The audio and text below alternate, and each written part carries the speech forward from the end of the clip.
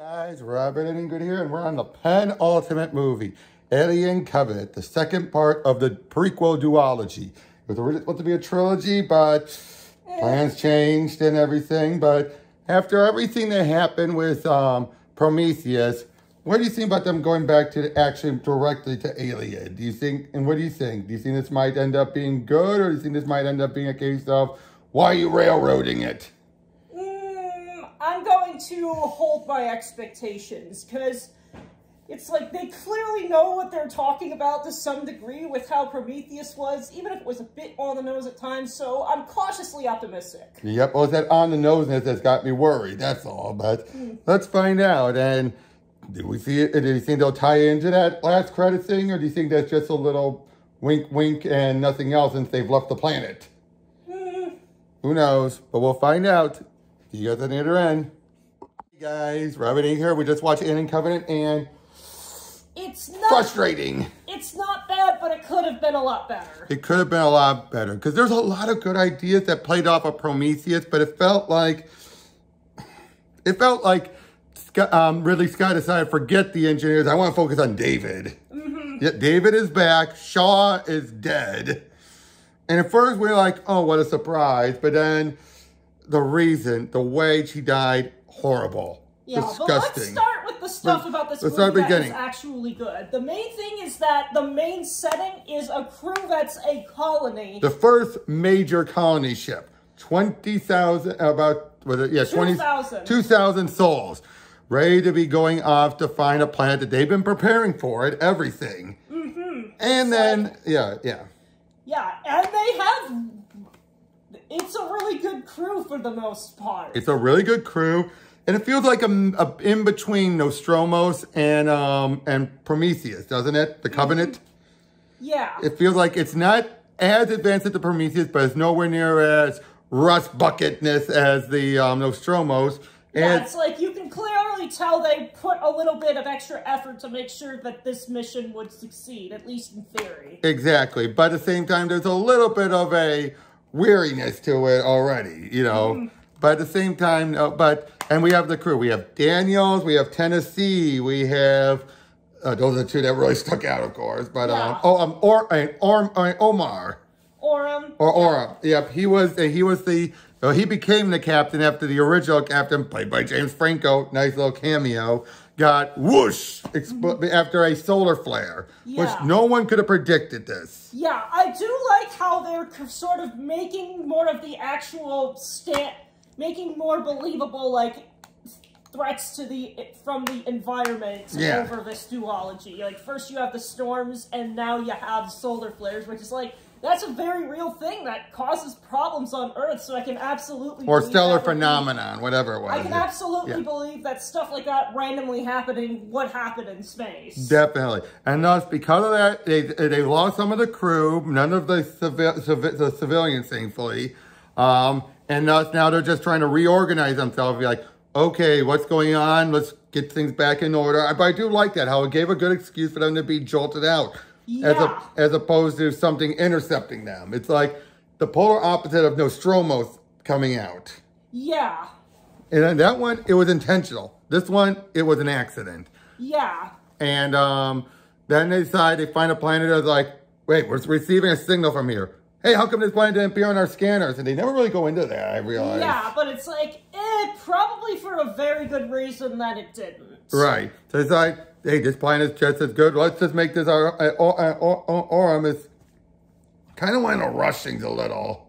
Yeah, or it's just like... Or make lemon out of lemonades. Or lemonade out of lemons. It's just like, yeah, we're a little bit tired after all of this. This seems good enough. Let's land here. Though Daniels puts her official protest into the record. Exactly. And I like Daniels here. I mean, again, if I had to go between her and Shaw, I think I like Daniels a little better, just a little bit better. Probably because she's a bit more grounded, you know. Yeah, it feels like Shaw was more in the realm of, like, theoretical science, whereas Daniels is more in the realm of practical science. Well, and I mean, practical in their time, obviously. Yeah, practical in their time. And it's like, compared to a lot of the previous crews we've had to deal with, these guys are kind of more like rednecks in comparison, and that makes how they approach the plot a lot more interesting than we've seen previously, because it's just like, they're no nonsense, they'll face problems head on without debating too much about it. Exactly.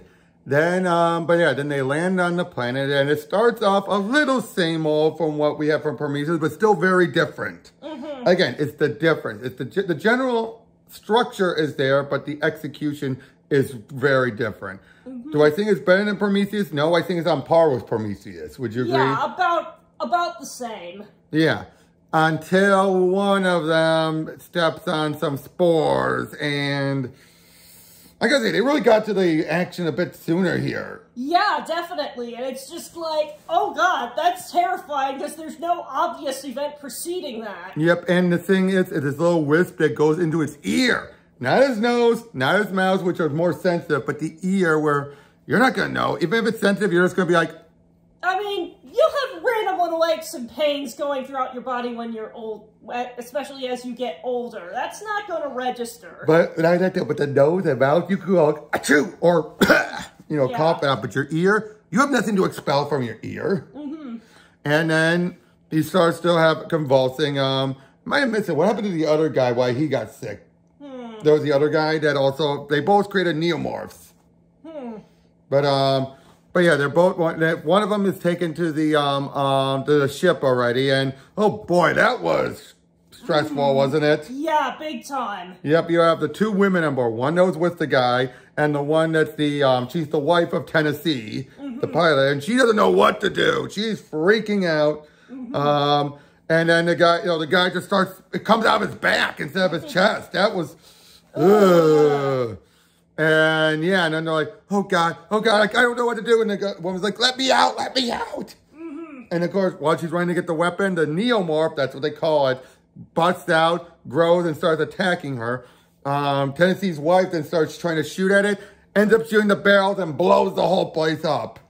So they no longer have a transport vehicle. I do like, how getting to this point, it's like, no one really did anything wrong, so to speak, given the circumstances. Panicked. It's just that, it's like they did the best they could. It's just the situation was really screwed up. It really, really was. Could you hand me the battery for a second? I just realized it might go a little low. So let me just plug it in. There we go. Anyway, but yeah, and then when the other one dies, so now there's at least one of the Xenomorphs still running around. They try shooting at it. Even for a newborn, it's durable. That puts it a little bit stuff above the Xenomorphs. Who those things would usually just fall apart pretty quickly. But and then it runs off, and then they're trying to figure out what to do. They're trying to contact above to get help, but they can't. So they let's continue on forward, and then they find the derelict ship. Oh, yeah. Which we realized right away, it was David and Shaw's ship. Yep. And sure enough, David is there. Long hair at first. And we knew something was off. Would you agree with that? Something was way off. And yeah. But he lets them go and communicate with the ship. But you knew it was wrong. The more they say, how many souls do you have up there? 2,000? Really? That's when you knew he was formulating his plan, right? And they get word, and they're trying to get some word through there. Then while they're waiting, that's when this becomes the David show then. Yeah, and it's really held back because he's basically a creator's pet and a villain's sue throughout this entire thing, more or less. Now, it started out fine. Him and Walter. Walter, best robot tied with Bishop. Yeah, he's like one of the best boys. Best boys. And still played by Michael Fassbender, doing a phenomenal job as both roles, if you ask me.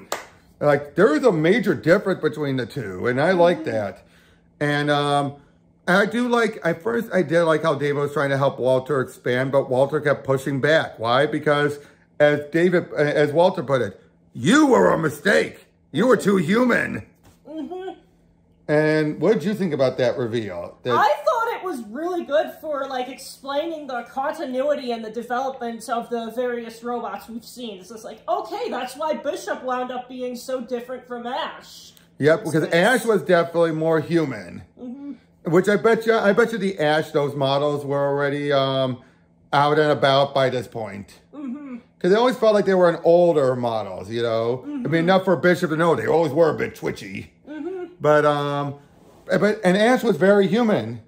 Remember? Like, you didn't know it until the glitches. Yeah. But then we start with that, and everything seemed to be going fine then, until the Xenomorph shows up, kills one of the other people, and you have that moment where David's looking at it, talking to it, and then Arm shoots it. He's like, "No!" Yeah. That's the most human emotion we ever got out of David. You realize was this yell of "No!" And then this is where we get the big retcon. Care to explain what they were trying? They tried to reveal. Yeah, it seems that, like, at least the original draft was that the Xenomorphs wound up being David's creation from experimenting with the life on this alien planet or whatever. Actually, it was only in the movie. The original script, the original proto-script, both had it. It was Scott who really wanted David to be the creator. And in his eyes, he is, and I'm sorry, what? Yeah. I'm sorry, Scott. What? You're a great director, a great visionary, but you're loving David too much. Yeah. Now, it has since been retconned or clarified that these are not xenomorphs. These are protomorphs. And that this was David's trying to replicate what the engineers did. Now, whether or not the engineers actually created the xenomorphs or they tried to duplicate an already existing species, who knows? But I prefer that over David being the creation. Because again, it doesn't fit with the space jockey. Yeah, it's like, it breaks the timeline. It really does. Because those things were there for thousands of years. And yet, oh yeah, we revealed that David wiped out the engineers, at least this colony. Which I think is made clear this wasn't their home world. I think this was another seeding world. But hopefully, because if that was it for the engineers, then that's really dumb on Scott's part to just jettison them. Yeah, it's like, I totally believe that there are still more of them out there in the universe. Other colonies. It would make too much sense. Yeah, just to have them have, maybe this might have been one of their main home planets, yeah, but not the home planet. But, and we find out that he experimented on Shaw. And, why? Especially when you know, the actor was available. They did a short with her, so this was a story reason. Yeah. And I don't like that. Yeah, it's just like, this is like one of the main series in which you have a consistent stream of actual strong female characters, and then it's like, it leaves a bad taste in your mouth after a while. Like, I can accept one or two happening, but it's just like, what's going on in your brain that makes you have such a fetish for this? I feel like that's what it is at this point. Especially when we get to the short that was afterwards. Now, again, Daniel is trying to do everything she can, but then once it's revealed about what David had done, Walter, I like how at first for a moment you think David just took out Walter. Now David also cut his hair, so you already knew what was being set up. Yeah, that was so obvious, but I did like how he seemed to shut down Walter, but then Walter's like, you should be dead. There have been some improvements in your model. Yeah, one moment I also liked between them is David starts to quote Ozymandias, like, look upon my great works and despair. And he asks him, who's the person that wrote that? And he said Byron, and then Walter said, it's Shelley, actually. And it's like, real life... In real life, Mary Shelley absolutely hated Lord Byron, and that's what inspired her to create. And I feel like that's the thing that really set up, like, the relationship between those two, and also how twisted David's view of the world is. And Walter truly called him out when he said, you screw up one note and you can just throw disharmony to the entire thing. I'm like, yes! Yeah, it's just like, little differences like that can really make the difference when you're creating something, but it's... Yeah. But then the two fight while they're trying to get out, David convinced Omar to look in there. It's been annoying beforehand, but you accepted, at least was Kane. They never dealt with that. And he thought, at least in the director's cut, he had his weapon. So he's like, okay, anything happened? But it just happened too fast for him to react. Yeah, but this, why is he listening to David to look in? And this is a religious man. Don't you think he should be questioning a lot of this stuff? Yeah, it's just like, I'd imagine that it's just like, you're playing God, and you really shouldn't be doing that. And we saw how very religious this guy was. I mean, one of the prelude shorts is you see these two gay men kissing, and then he's like, hey, I'm a bit open to a point, guys. He was being funny, of course, but still. Yeah. But I tell you, this guy was very religious, and yet it doesn't come into play at all during this scene until he gets... and it's not like they haven't done this well across the series previous. I mean, look at Alien 3. Yeah, Alien 3, at least there... No, the only thing I got face hugged was the creature. But, and then, now I did like the bit before he died, Omar asked, what do you believe in? Creation. That I liked. Yeah, it's like, I would have accepted David as a better villain if he was, like, a little bit more, like, detached and naive about it just due to his origins as an android. And just wanting to create because it's something that was previously denied to him by his Which they set up with Walter. They set it up. They set that up potentially really well, but then they just... I know. Like, I can see a better version of this movie just based off of that premise where it's just like... Just because, you could have gone for a moral, just because you can do something doesn't mean that you should. And it's like, exactly. Just because you can create something doesn't make that automatically good. Yep, and then you seem to see Walter, they're trying to get out of there now. Tennessee's showing up with this dropship. And you have, it's now just down to Tennessee, Daniels, Lope, and we seem to think Walter. Yeah. And I gotta say, it's a good act. Oh yeah, definitely. And they have a great fight with the Protomorph. Oh yeah, this is like one of the most unique fight scenes an open area. In the movie. It's an open area where they're fighting on a ship that's rapidly ascending. So it's just like you get to have some really neat choreography with them just navigating around. And then they have to use this claw to grab it and crush it. And I like how they set up. That's how Daniels realized about the acid, because she wouldn't have known. But then, of course, the ship bounces around, but they make their way up there. And, oh yeah, there was one other bit I also liked, was Walter had helped save Daniel by losing an arm to it. And we also have the whole, will you help me build a log cabin by the lake? That's for later. But I like how Walter, David tries to say, you love her. I do. That's not possible. And you lost an arm for her. What would you, if that's not love, what would you call it? Duty. I like that. I like that a lot too. Because it shows that Walter is programmed, he's definitely proto-bishop. Programmed perfectly to be in a good balance. Whereas David is proto-Ash. Well, actually, no, he's not even proto-Ash. He's more like the mixture of Ash and Bishop. With, but he's basically, you needed David to get to what would become Bishop, to show all the flaws.